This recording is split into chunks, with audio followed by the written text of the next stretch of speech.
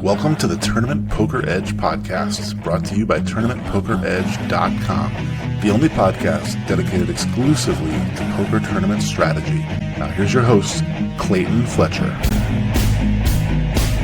Hello once again, everybody, and welcome to the Tournament Poker Edge podcast. My name is Clayton Fletcher, and I am your host here in calm, prosperous Baltimore, Maryland. Happy as always to be bringing you yet another episode of the world's longest running poker strategy podcast. I want to thank you guys for tuning in this week as I got to play on Twitch. I was in New Jersey and I got to play in a couple of online events on WSOP.com where I was competing against people from 5 other states in the union. So that's about 10%, if my math is correct. It was fun. I played in a $100 mystery bounty that was also a WSOP circuit event.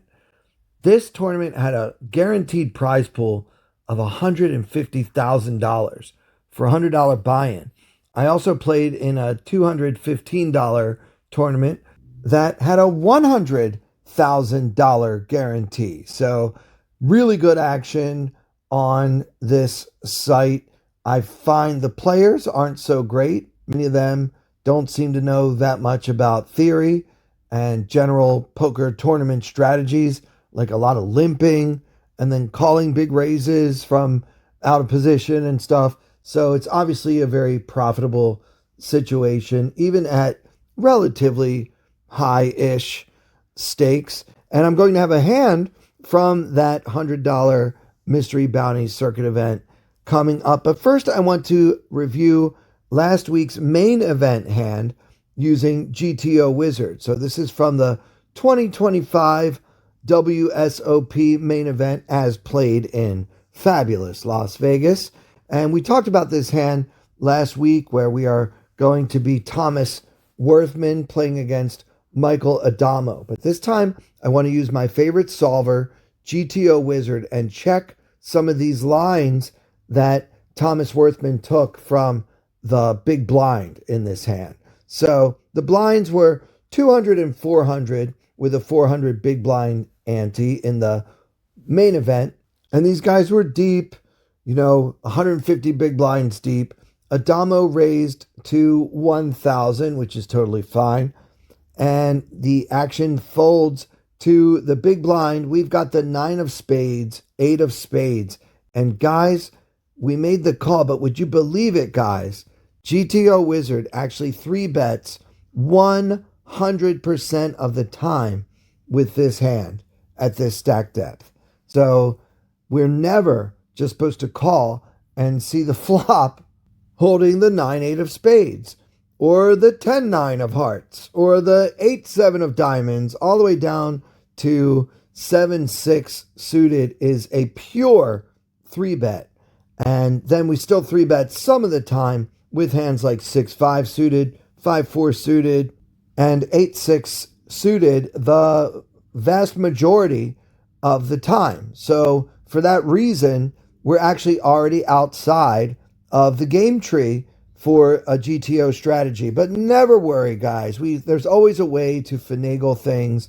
And what I'm going to do instead is pretend that hero in this hand has the 9-8 offsuit, which, by the way, is a pure call. So being suited in this spot is the difference between just calling to see a flop and putting this hand into our 3-bet bluffing range. So, wow.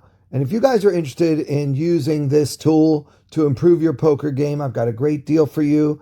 You guys can get 24 hours unlimited access to all of GTO Wizard's features. And then when you're ready to buy, you'll save 10%, but only because you started off your journey by clicking our special affiliate partner link, which is gtowizard.com/p/TPE.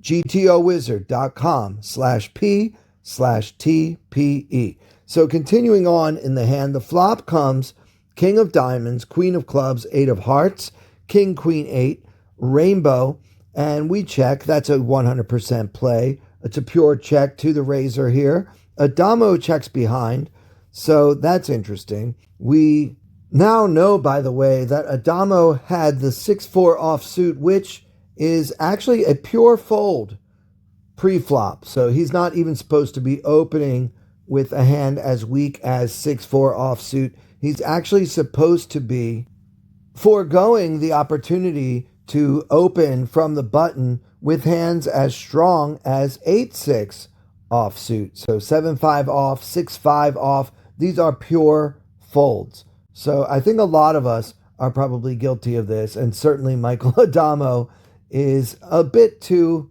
wide when opening from the button, especially when we are deep stacked. Now, I'm sure if you asked Michael Adamo, he would say, yeah, I know that's not GTO, but I kind of took a look at the other players at my table and decided to widen my range a bit, which is obviously what we're supposed to do.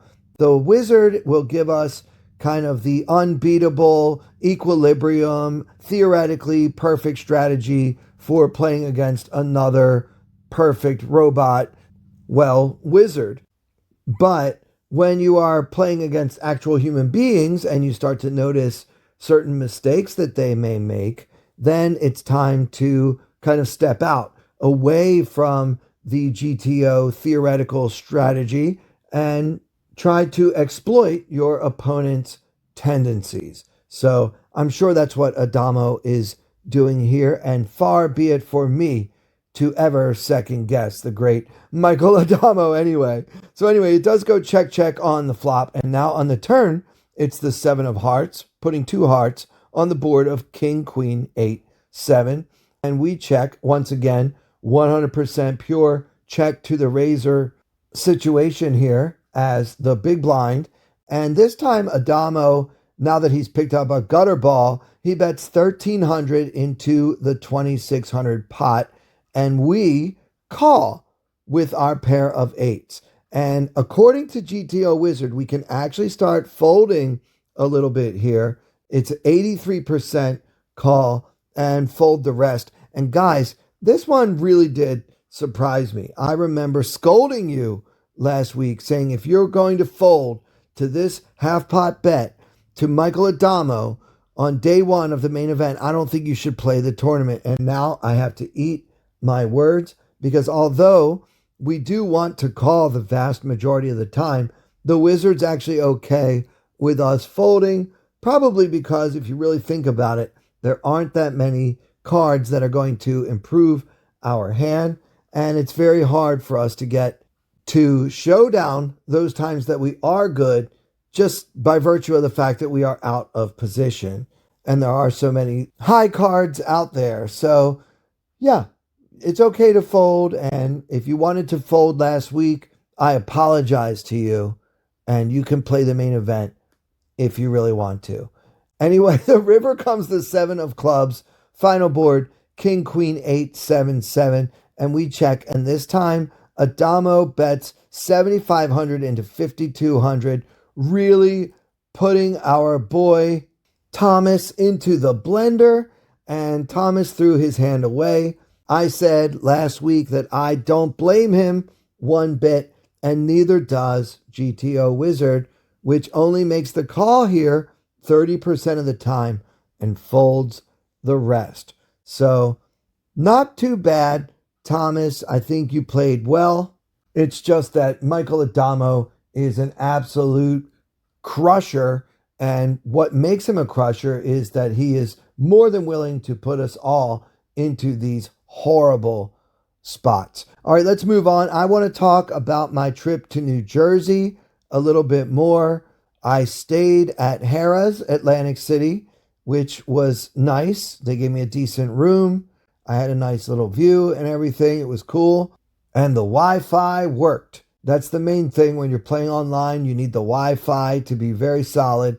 I had no internet problems at all. Again, it's a $100 mystery bounty with $150,000 guaranteed in the prize pool. Half of it's in the bounty prizes. The other half is in the standard tournament payouts.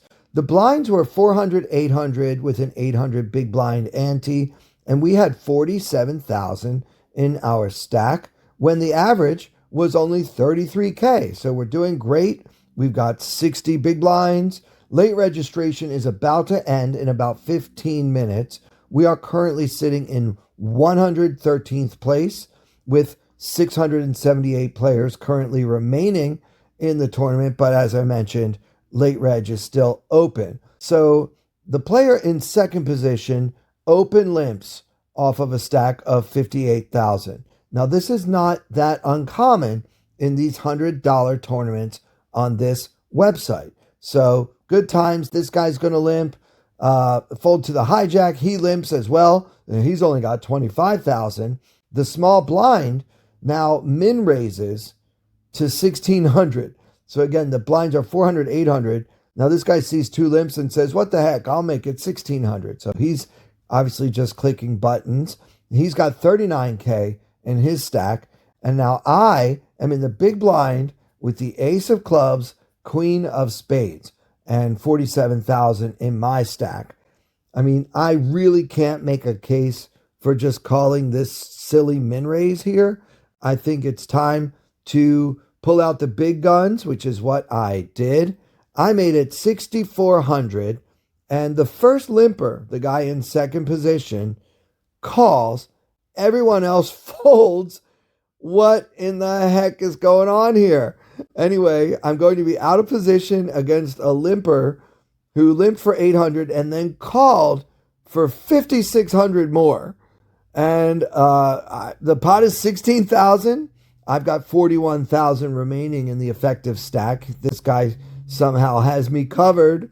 And the flop comes 8 of diamonds, 5 of hearts, deuce of spades, 8-5 deuce, rainbow. We've got the ace of clubs, queen of spades, and I decide to check to my opponent here.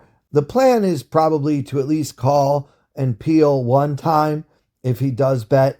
It's just I really did not like this flop very much, not just because it doesn't give me a pair of aces or queens, but because those three relatively low cards, the 8-5 deuce, it's just going to smack his range a lot more. I mean, I don't really know what a correct, quote unquote, correct range would be for limping and then calling two raises, but it seems to me like a pocket fives, pocket eights, and pocket deuces might be in such a range from an amateur opponent.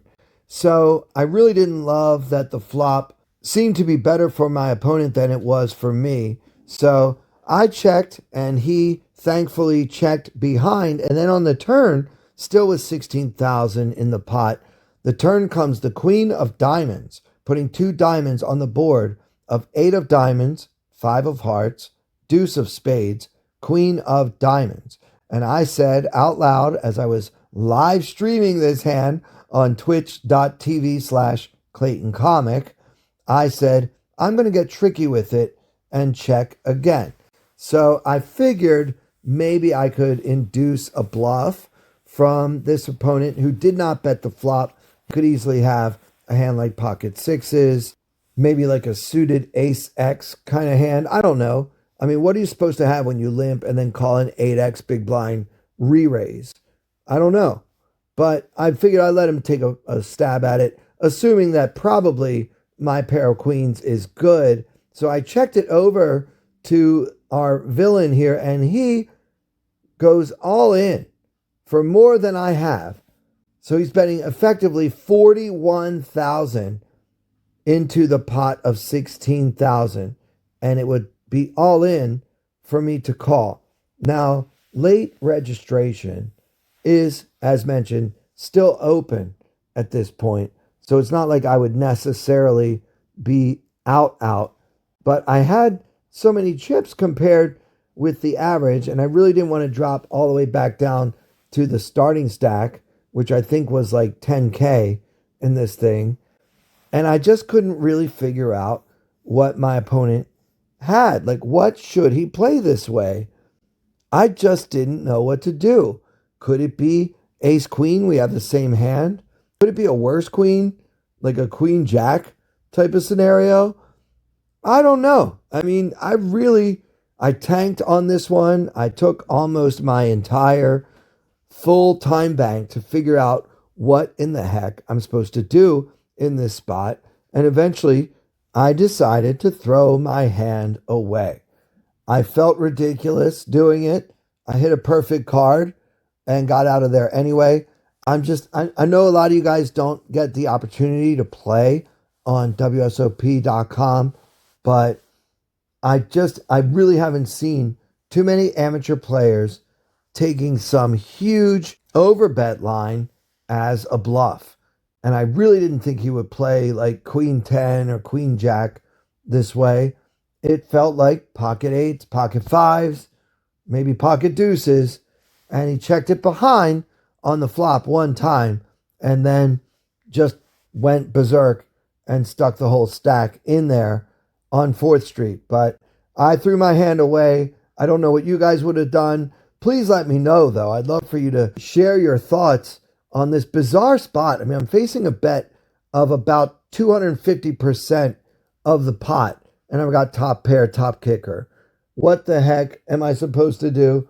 I folded, but I've been thinking about this hand ever since. You guys can hit me up on the TPE Discord, or you can just find me on Twitter at Clayton Comic. And one more thing before we say goodbye today.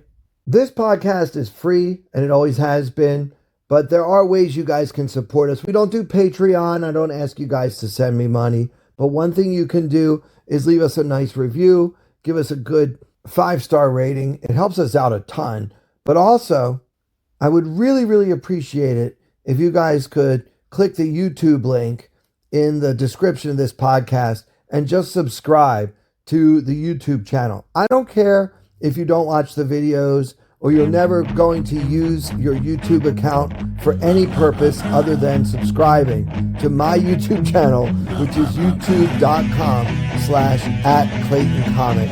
That is one of the best things you can do right now to help us get this thing off the ground. And for everyone here at Tournament Poker Edge, I'm Clayton Fletcher. Thank you so much for listening.